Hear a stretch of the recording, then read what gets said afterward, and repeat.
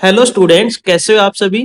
तो स्टूडेंट्स, आज की क्लास के अंदर हम करेंगे वेक्टर की जो एक्सरसाइज नंबर 6 है। एक्सरसाइज नंबर 6 के आज हम क्वेश्चन नंबर 26 टू 30 तक आज हम डिटेल में सोल्व करेंगे। और इस एक्सरसाइज के फर्स्ट 25 क्वेश्चन हम बड़े ही डिटेल में समझ चुके हैं। आई होप वो सभी क्वेश्चन आपको अच्छे से समझ में आए होंगे।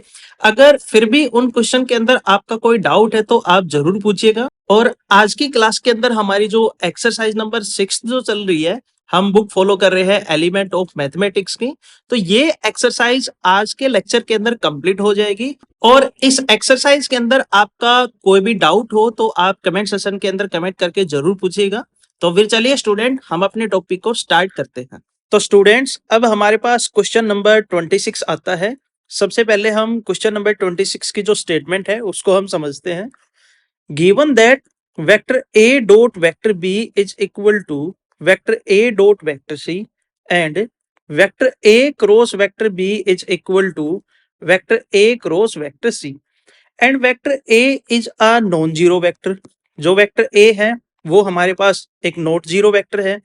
Show that vector b is equal to vector c। तो हमने यहां पर ये रिजल्ट प्रूव करना है कि वेक्टर b और वेक्टर c बोथ जो वेक्टर्स हैं, दोनों के दोनों वेक्टर्स हमारे पास क्या आने चाहिए, इक्वल आने चाहिए। तो सबसे पहले हम फर्स्ट केस लेके चलते हैं। Vector a dot vector b is equal to vector a dot vector c। तो हमने यहां पर अपना फर्स्ट रिजल्ट राइट किया।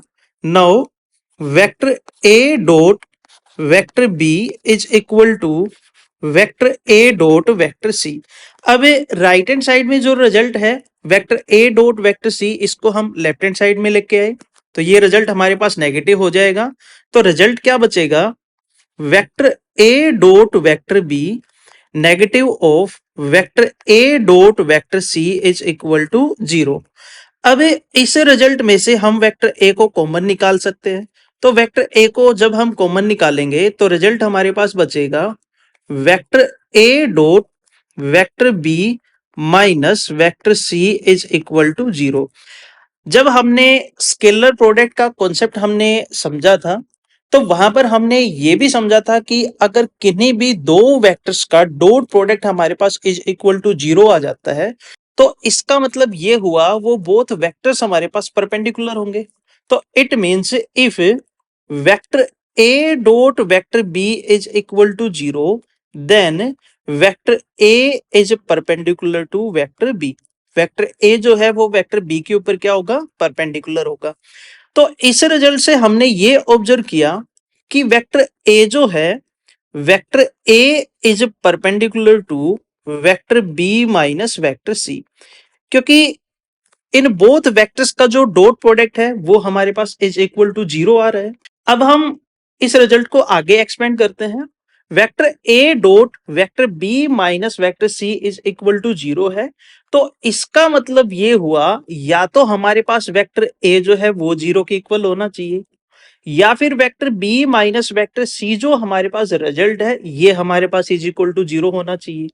तो हमारे पास यहां पर इन बोथ वेक्टर्स का डॉट प्रोडक्ट जो है वो इज इक्वल टू 0 आएगा। वेक्टर ए तो हम 0 यहां पर ले नहीं सकते क्योंकि स्टेटमेंट के अंदर गिवन है हमारे पास vector A is a not zero vector. इसका मतलब ये हुआ कि हमारे पास गिवन है वेक्टर ए तो हमारे पास नॉट इक्वल टू 0 होगा। अगर वेक्टर ए हमारे पास नॉट इक्वल टू 0 हुआ तो इसका मतलब जो रिजल्ट बचा हमारे पास vector B minus vector C, इसको 0 के इक्वल होना पड़ेगा। तो यहां से हमने vector B minus vector C को इज इक्वल टू 0 हमने लिया। अब वेक्टर सी को हम राइट हैंड साइड लेके जाएंगे तो then vector B is equal to vector C.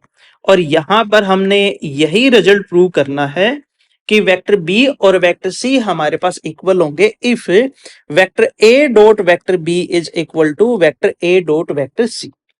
अब हम लेते हैं अपना सेकंड रिजल्ट। जो सेकंड रिजल्ट है क्वेश्चन के अंदर वो है vector A cross vector B is equal to vector A cross vector C. अब हमने सेकंड रिजल्ट लिया। Now vector A cross vector B is equal to vector A cross vector सी।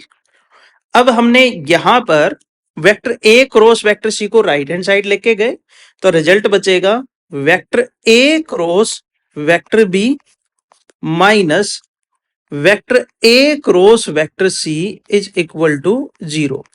वैसे तो अगर हम यहां पर ध्यान से ऑब्जर्व करें तो यहां पर डिस्ट्रीब्यूटिव लॉ का जो कॉन्सेप्ट है वो यूज किया हुआ है, लेकिन हम यहां पर सिंपल लैंग्वेज में बात करेंगे। तो यहां पर हमने वेक्टर ए को क्या निकाला, कॉमन निकाला। तो वेक्टर ए को जब हम कॉमन निकालेंगे तो रिजल्ट बचेगा vector A cross vector B minus vector C is equal to 0। तो इस रिजल्ट के ऊपर अगर हम डिस्ट्रीब्यूटिव लॉ लगाएं विद रिस्पेक्ट टू सब्ट्रैक्शन, तो हमारे पास रिजल्ट बचेगा vector A cross vector B minus vector A cross vector C. अब इस स्टेटमेंट के अंदर भी बोथ वेक्टर्स का जो क्रॉस प्रोडक्ट है वो हमारे पास इज इक्वल टू 0 आया है। तो इसका मतलब ये हुआ कि ये बोथ जो वेक्टर्स होंगे इनका क्रॉस प्रोडक्ट जो 0 के इक्वल हमारे पास आया है। तो इसका मतलब ये हुआ vector A is parallel to vector B minus vector C. अब बोथ वेक्टर्स का जो क्रॉस प्रोडक्ट है वो इज इक्वल टू 0 है।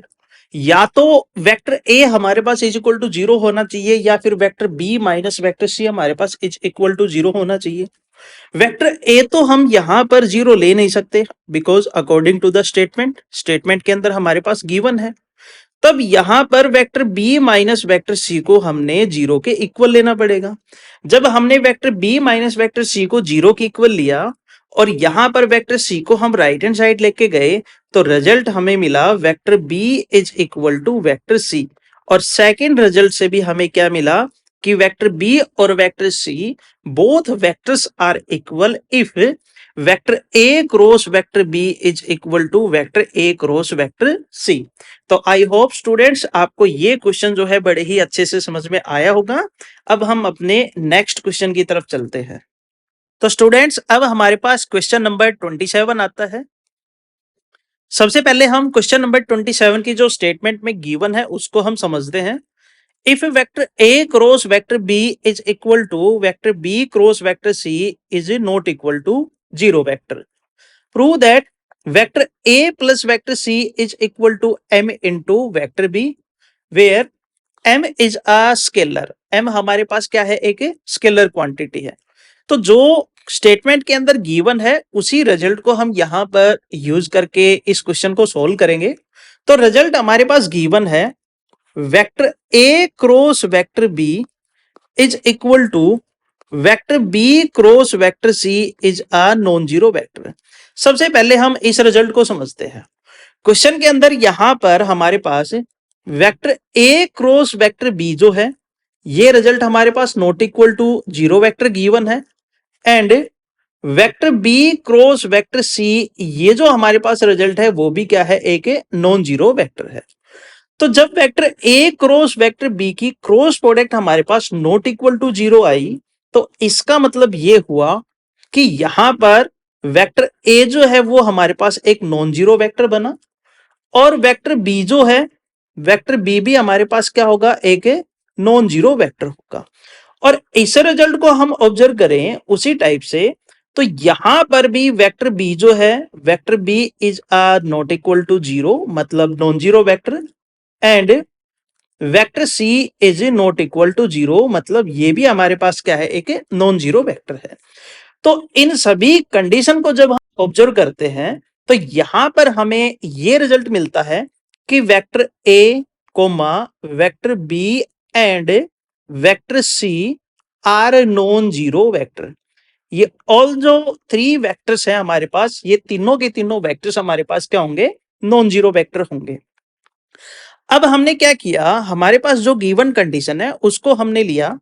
कंडीशन है हमारे पास vector A cross vector B is equal to vector B cross vector C. अब यहां पर vector B cross vector C जो रिजल्ट है इसको हम राइट कर सकते हैं।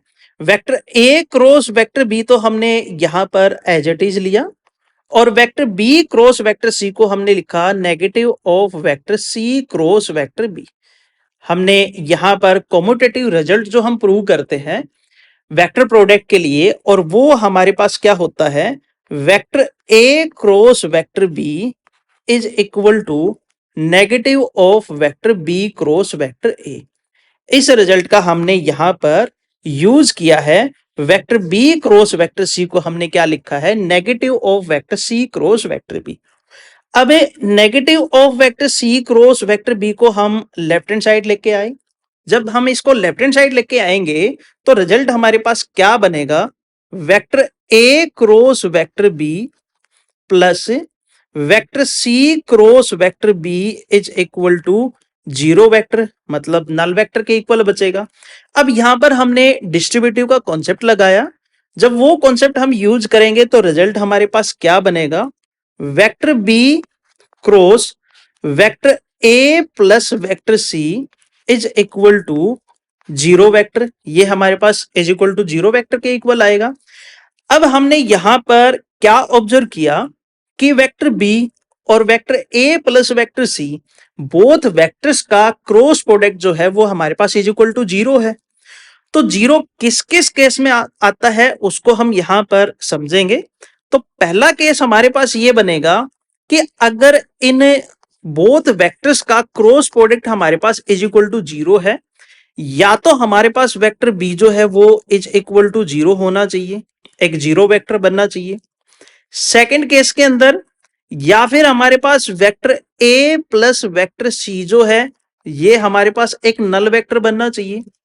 और थर्ड केस के अंदर हमारे पास क्या मिलेगा कि वेक्टर बी जो है, vector B is parallel to vector A plus vector C, ये बोथ जो वेक्टर्स है हमारे पास पैरेलल होने चाहिए।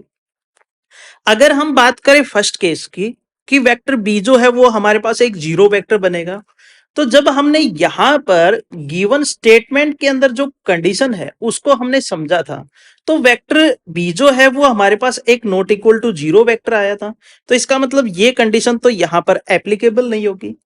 और वेक्टर ए और वेक्टर सी ये भी जो वेक्टर्स हैं ये दोनों के दोनों वेक्टर्स हमारे पास नॉट इक्वल टू जीरो थे। तो इसका मतलब इन दोनों वेक्टर का जो एडिशन है वो भी हमारे पास नॉट इक्वल टू जीरो आएगा। तो यहां पर ये कंडीशन भी एप्लीकेबल नहीं होगी। बची क्या कंडीशन, थर्ड कंडीशन की vector B is parallel to vector A plus vector C. कि वेक्टर बी जो है वो vector A plus vector C के क्या होना चाहिए, पैरेलल होना चाहिए।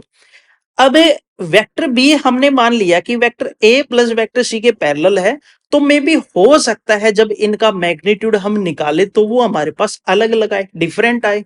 तो हमने यहां पर पैरेललिज्म की कंडीशन से क्या समझा कि हम अगर वेक्टर ए का वेक्टर सी के साथ हम एडिशन करें और हमारे पास जो भी आंसर आए, आंसर में हमारे पास जो भी वेक्टर हमें मिले, अगर उस वेक्टर को हम सम स्केलर क्वांटिटी से मल्टीप्लाई करवा दें और रिजल्ट के अंदर जो वेक्टर बने वो वेक्टर हमारे पास किसके इक्वल आए, वेक्टर बी के इक्वल आए।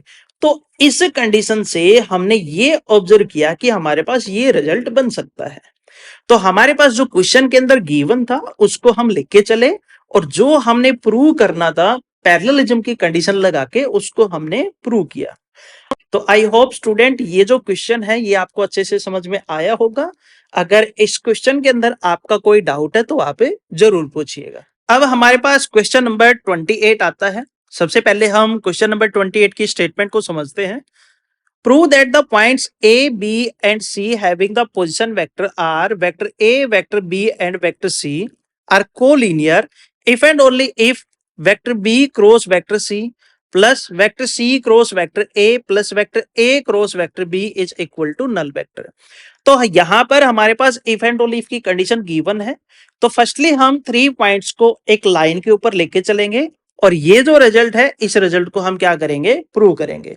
तो हमने क्या किया, हमने 3 पॉइंट्स को एक लाइन के ऊपर रिप्रेजेंट किया। से हमने यहां पर पॉइंट बी लिया और ये पॉइंट हमने सी लिया और लास्ट पॉइंट हमने ए लिया और 3 पॉइंट्स को हमने क्या किया, एक लाइन के ऊपर रिप्रेजेंट किया। हमने सपोज किया कि जो पॉइंट बी है, पॉइंट बी के लिए पोजीशन वेक्टर जो बनेगा उसको हमने वेक्टर बी से रिप्रेजेंट किया और सी पॉइंट के लिए पोजीशन वेक्टर को हमने वेक्टर सी से रिप्रेजेंट किया और ए पॉइंट के लिए जो पोजीशन वेक्टर बनेगा उसको हमने वेक्टर ए से जो है यहां पर रिप्रेजेंट किया। अब हमने यहां पर एक वेक्टर बी सी लिया और एक वेक्टर हम सी ए लेंगे और हमने यहां पर ये कंडीशन भी ली है कि तीनों के तीनों जो पॉइंट्स है वो एक लाइन के ऊपर लाई करते हैं। तो इसका मतलब ये हुआ कि vector B C cross vector C A हम यहां पर is equal to null vector के इक्वल हम लेके चलेंगे, क्योंकि तीनों के तीनों पॉइंट्स जो है हमने एक लाइन के ऊपर रिप्रेजेंट किए हैं, तो इनका क्रॉस प्रोडक्ट जो होगा वो हमारे पास क्या होगा, इज इक्वल टू 0 होगा। बट जो वेक्टर बीसी है, वेक्टर बीसी हमारे पास आएगा position vector of the terminal point minus position vector of the initial point. तो सी पॉइंट के जो पोजीशन वेक्टर है वो वेक्टर सी है, और बी पॉइंट के जो पोजीशन वेक्टर है वो हमारे पास वेक्टर बी है, और ये हमारे पास नॉट इक्वल टू 0 होगा। अब ये नॉट इक्वल टू 0 क्यों हुआ? क्योंकि बी और सी जो पॉइंट है वो डिफरेंट डिफरेंट पॉइंट है, both points are not overlap. ये ओवरलैप हमारे पास करते ही नहीं है, तो इसका मतलब बोथ पॉइंट्स के बीच की डिस्टेंस तो हमारे पास कुछ ना कुछ मिलेगी। तो वेक्टर बीसी जो है वो हमारे पास क्या होगा, नॉट इक्वल टू 0 होगा। और इसी टाइप से अगर हम वेक्टर सी ए निकालेंगे, और वेक्टर सी ए हमारे पास आएगा vector A minus vector C, ये भी हमारे पास क्या होगा, नॉट इक्वल टू 0 होगा।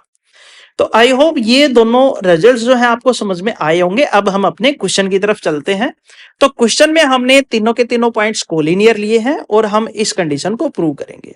अगर 3 पॉइंट्स हमने कोलिनियर लिए हैं तो वेक्टर बीसी का वेक्टर सीए के साथ क्रॉस प्रोडक्ट क्या होना चाहिए, इज इक्वल टू 0 होना चाहिए। तो इस रिजल्ट को हम लेके चले कि vector BC cross vector C A is equal to 0 vector means null vector. Vector BC हमारे पास है vector C minus vector B के equal, cross vector C A है हमारे पास vector A minus vector C के इक्वल और is equal to null vector. अब हम यहां पर बोथ रिजल्ट्स का क्रॉस प्रोडक्ट हम फाइंड आउट करेंगे। तो नाउ वेक्टर सी का हमने क्रॉस प्रोडक्ट करवाया vector A minus vector C के साथ, और माइनस ऑफ वेक्टर बी का हमने क्रॉस प्रोडक्ट करवाया vector A minus vector C के साथ, और is equal to 0 vector means null vector. अब हम यहां पर डिस्ट्रीब्यूटिव का कॉन्सेप्ट यूज करेंगे। तो डिस्ट्रीब्यूटिव का कॉन्सेप्ट जब हम लगाएंगे तो रिजल्ट हमारे पास ओपन होगा vector C cross vector A minus vector C cross vector C, और अब हम माइनस वेक्टर बी का vector A minus vector C के साथ क्रॉस प्रोडक्ट करवाएंगे। तो now minus of vector B cross vector A, और माइनस माइनस हो गया हमारे पास plus, plus vector B cross vector C is equal to null vector means 0 vector. अब वेक्टर सी का वेक्टर सी के साथ जब हम क्रॉस प्रोडक्ट करवाएंगे तो ये रिजल्ट हमारे पास इज इक्वल टू 0 बनेगा। 0 क्यों बनेगा? क्योंकि दोनों वेक्टर्स हमारे पास सेम है और इनके बीच का जो एंगल बनेगा वो साइन 0 डिग्री का बनेगा, और साइन 0 डिग्री की वैल्यू हमारे पास क्या होती है, इज इक्वल टू 0 होती है। तो इस रिजल्ट को हम यहां पर क्लोज करेंगे। तो रिजल्ट हमारे पास बना vector C cross vector A minus vector B cross vector A plus vector B cross vector C is equal to null vector यानी कि 0 वेक्टर। अब हमने यहां पर कॉमोटेटिव रिजल्ट जो हमने समझा है फॉर वेक्टर प्रोडक्ट के लिए, वो हमारे पास क्या होता है कि vector A cross vector B is equal to negative of vector B cross vector A.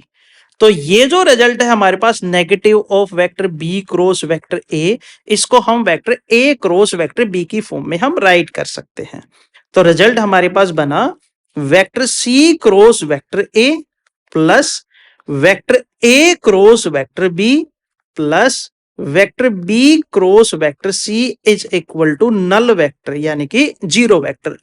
अब जो हमने प्रूव करना था यहां पर वो रिजल्ट क्या है, vector B cross vector C, vector B cross vector C हमारे पास है, plus vector C cross vector A plus vector C cross vector A हमारे पास है, plus vector A cross vector B plus vector A cross vector B भी हमारे पास है, और is equal to null vector यानी कि 0 वेक्टर के इक्वल आया है। तो यहां पर इफ एंड ओनली इफ की कंडीशन है। फर्स्टली हमने तीनों जो पॉइंट्स हैं ए बी एंड सी, इनको हम एक लाइन के ऊपर लेके चले और जो कंडीशन हमने निकालनी थी उसको हमने प्रूव किया। सेकंड केस के अंदर हम ये जो हमारे पास सेकंड कंडीशन है इस कंडीशन को हम लेके चलेंगे और एबीसी को हमने क्या करना है, कोलिनियर हमने प्रूव करना है। तो सारे जो स्टेप हमने किए हैं वो सभी स्टेप हमारे पास इस क्वेश्चन के अंदर क्या हो जाएंगे, रिवर्स। ये कंडीशन हम इज इक्वल टू 0 लेके चलेंगे, उसके बाद फिर हम इस स्टेप पे आएंगे, उसके बाद फिर हम इस स्टेप पे आएंगे, फिर जब हम प्रीवियस स्टेप करते जाएंगे तो लास्ट में हमें रिजल्ट मिलेगा, कि vector BC cross vector CA is equal to 0 vector, और ये नल वेक्टर के इक्वल हुआ, तो इसका मतलब जो 3 पॉइंट्स हैं वो तीनों के तीनों पॉइंट्स हमारे पास क्या होंगे, कोलिनियर होंगे। तो आई होप स्टूडेंट्स आपको ये क्वेश्चन बड़े ही अच्छे से समझ में आया होगा। अब हम अपने नेक्स्ट क्वेश्चन की तरफ चलते हैं। अब हमारे पास क्वेश्चन नंबर 29 आता है। सबसे पहले हम इस क्वेश्चन की स्टेटमेंट को समझते हैं। Prove that the normal to the plane containing the 3 points whose position vector are vector A, vector B and vector C lie in the direction vector B cross vector C plus vector C cross vector A और plus vector A cross vector B। तो statement के अंदर क्या given है कि हमारे पास कोई भी 3 पॉइंट्स हैं। हमने सबसे पहले 3 पॉइंट्स हमने लिए, से फर्स्ट पॉइंट हमने यहां पर A लिया, और सेकंड पॉइंट हमने यहां पर बी लिया, और थर्ड पॉइंट हमने यहां पर सी लिया। और ये 3 जो पॉइंट हैं, तीनों के तीनों पॉइंट हमारे पास एक ही प्लेन में लाई करते हैं। जैसे मान लो हमने यहां पर ये कोई भी एक प्लेन लिया और इस प्लेन के अंदर ये तीनों पॉइंट हमारे पास लाई करते हैं, और इन 3 पॉइंट्स के जो पोजीशन वेक्टर हैं वो भी हमारे पास क्या है, गिवन है। तो ए पॉइंट का पोजीशन वेक्टर हमने वेक्टर ए लिया, और बी पॉइंट का पोजीशन वेक्टर हमने वेक्टर बी लिया, और सी पॉइंट का पोजीशन वेक्टर हमने वेक्टर सी लिया। अब हमने ए पॉइंट से बी पॉइंट को हमने ज्वाइन करवाया, और ए पॉइंट से सी पॉइंट को हमने क्या करवाया, ज्वाइन करवाया। जब हमने राइट हैंड सिस्टम हमने समझा था, तो हमने वहां पर यह किया था कि हमारे पास कोई भी 2 वेक्टर है। मान लीजिए हमने यहां पर एक वेक्टर एक्स लिया, ये वेक्टर हम एक्स लेते हैं, और एक सेकंड वेक्टर हमने y लिया, और इन बोथ वेक्टर्स का जब हम क्रॉस प्रोडक्ट करवाते हैं, तो क्रॉस प्रोडक्ट करवाने के बाद जो रिजल्टेंट वेक्टर बनता है, वो रिजल्टेंट वेक्टर बोथ वेक्टर्स के ऊपर क्या बनता है, परपेंडिकुलर बनता है। तो इसका मतलब ये हुआ कि यहां पर हमने एक vector A B find out करना पड़ेगा और एक vector A C find out करना पड़ेगा, और जो वेक्टर ए बी और वेक्टर ए सी बनेगा फिर उनका हम क्या करवाएंगे, क्रॉस प्रोडक्ट करवाएंगे। और क्रॉस प्रोडक्ट करवाने के बाद जो परपेंडिकुलर वेक्टर बनेगा, मतलब नॉर्मल जो वेक्टर बनेगा, वो नॉर्मल वेक्टर हमारे पास इस फॉर्म का आना चाहिए। तो हमने क्या किया, हमने यहां पर सबसे पहले वेक्टर ए बी हमने फाइंड आउट किया, position vector of A B हम फाइंड आउट करवाएंगे। तो position vector of terminal point means B minus position vector of initial point means A. तो रिजल्ट हमारे पास बना vector B minus vector A. Secondly हमने यहां पर vector A C find out किया, वो हमारे पास होगा vector C minus vector A के इक्वल। अब हम वेक्टर ए बी का वेक्टर ए सी के साथ हम क्रॉस प्रोडक्ट करवाएंगे।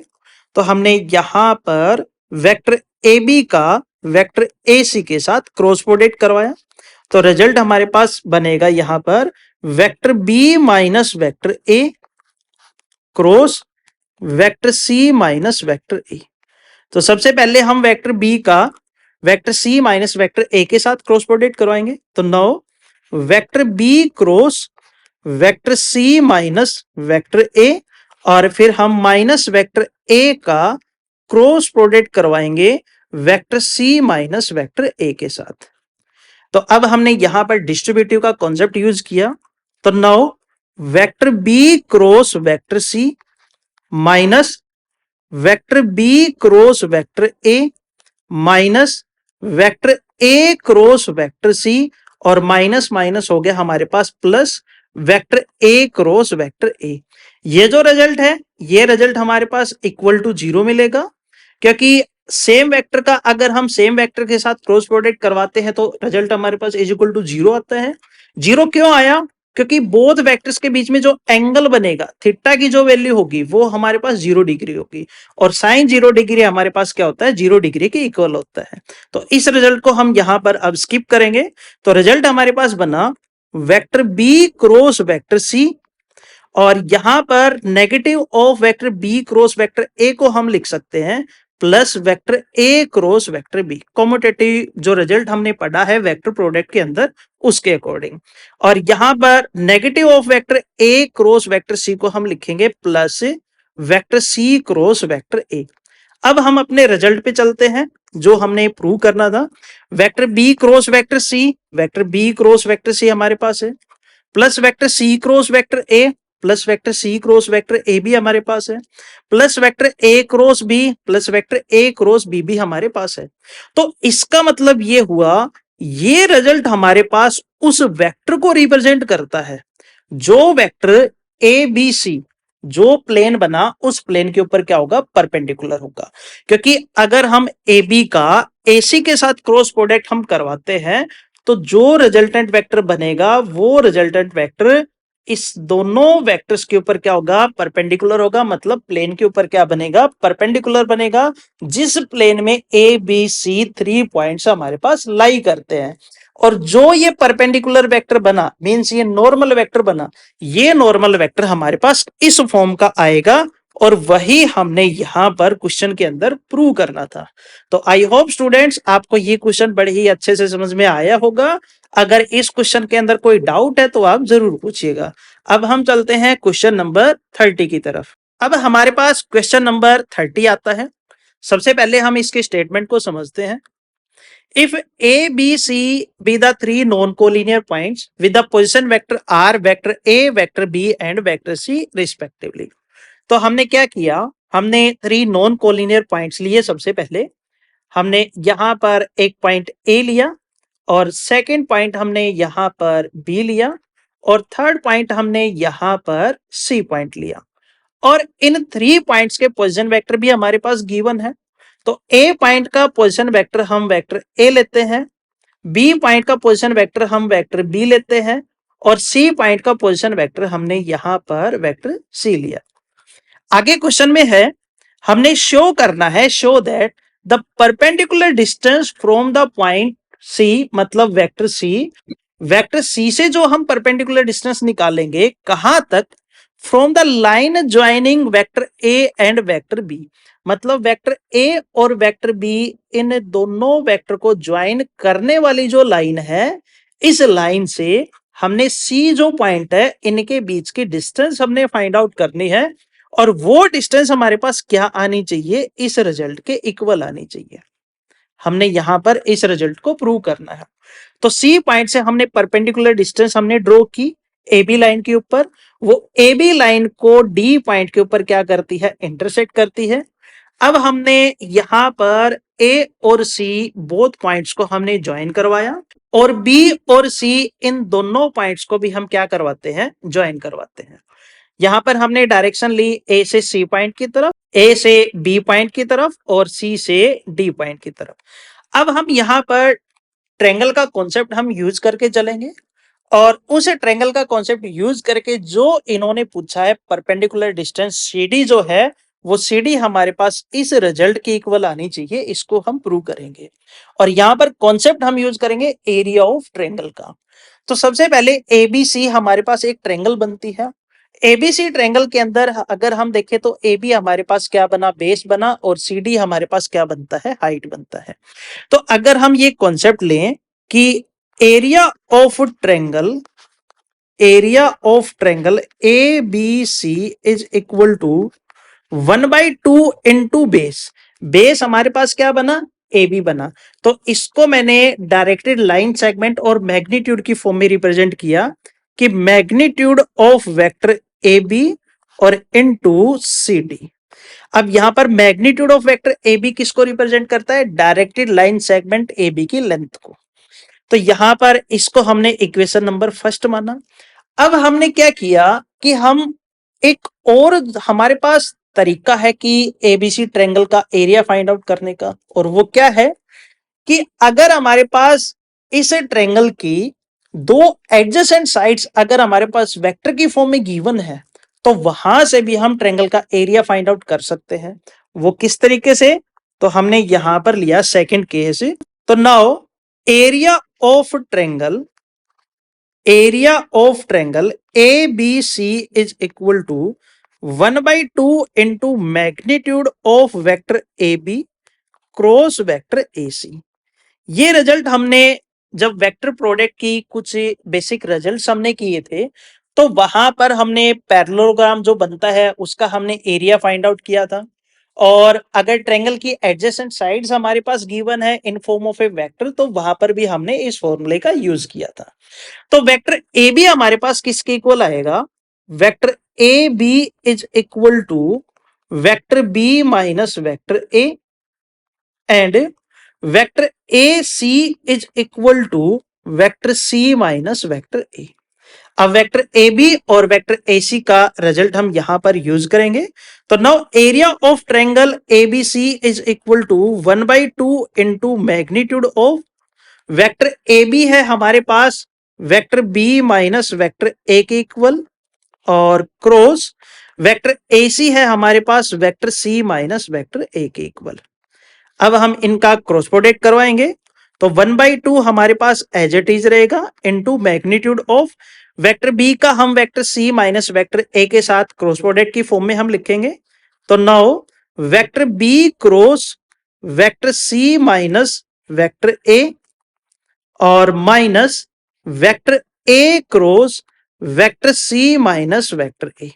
अब इसको हम एक्सपेंड करेंगे तो now 1/2 into magnitude of vector B का vector C minus vector A के साथ क्रॉस प्रोडक्ट कराएंगे या फिर हम डिस्ट्रीब्यूटिव का कॉन्सेप्ट भी यूज कर सकते हैं यहां पे। तो यहां पर रिजल्ट बचेगा हमारे पास vector B cross vector C minus vector B cross vector A और उसके बाद minus vector A cross vector C और minus minus plus vector A cross vector A. Vector A cross vector A ये result हमारे पास is equal to 0 हो जाएगा।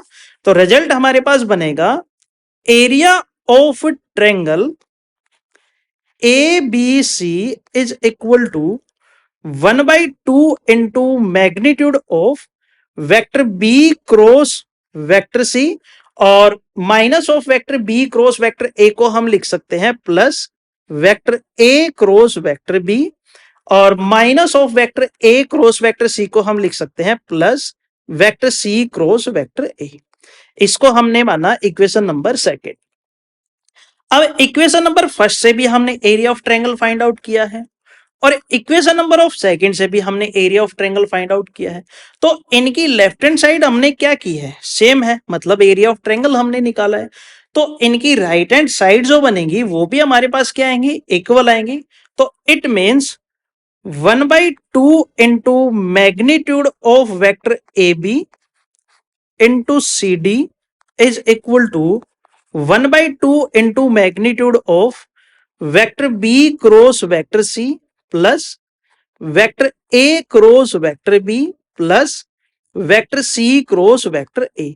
1/2 से 1/2 कैंसिल आउट हो जाएगा और magnitude of vector A B जो है वो हमारे पास रिप्रेजेंट करता है vector B minus vector A को। यहां पर वेक्टर ए बी हम फाइंड आउट करेंगे तो इसको हम लिखेंगे vector B minus vector A dot C D is equal to magnitude of vector B cross vector C plus vector A cross vector B plus vector C cross vector A. अब magnitude of vector B minus A को हम right hand side लेके आएंगे तो divide में आ जाएगा। तो result हमारे पास बनेगा C D is equal to magnitude of vector B cross vector C plus vector A cross vector B और plus vector C cross vector A divided by magnitude of vector B minus vector A. अब ये result हमारे पास किसको represent करता है? Length of CD को। और इन्होंने यही पूछा था कि सी पॉइंट से जो हम परपेंडिकुलर डिस्टेंस हम ड्रॉ करेंगे ए बी पॉइंट, मतलब वेक्टर ए और वेक्टर बी बोथ वेक्टर्स को ज्वाइन करने वाला जो डायरेक्टेड लाइन सेगमेंट है उनके बीच के डिस्टेंस को, और वो हमारे पास इसके इक्वल आनी चाहिए, और यही हमने यहां पर क्या किया है, प्रूव किया है। तो आई होप स्टूडेंट्स आपको ये क्वेश्चन बड़े ही अच्छे से समझ में आया होगा। तो स्टूडेंट्स आज की क्लास के अंदर बस इतना ही। जो हमारे पास एक्सरसाइज नंबर 6 जो आज हमने की है, उस एक्सरसाइज को आज हम कंप्लीट कर चुके हैं, और हम बुक फॉलो कर रहे हैं एलिमेंट ऑफ मैथमेटिक्स की, काफी अच्छी बुक है। और जो इस चैनल पे नए हैं तो चैनल को लाइक, शेयर और सब्सक्राइब जरूर करें। और इस एक्सरसाइज के अंदर अगर आपका कोई डाउट है तो आप कमेंट सेशन के अंदर कमेंट करके जरूर पूछेगा। और कल की क्लास के अंदर हम जो वेक्टर के और हमारे पास बेसिक कॉन्सेप्ट आते हैं उनको हम समझेंगे, और उन बेसिक कॉन्सेप्ट के ऊपर जो हमसे क्वेश्चन पूछे जाएंगे उनको हम डिटेल में सोल्व करेंगे। तो फिर स्टूडेंट आज की क्लास के अंदर बस इतना ही, मिलते हैं कल की क्लास के अंदर। तब तक के लिए thank you, have a nice day.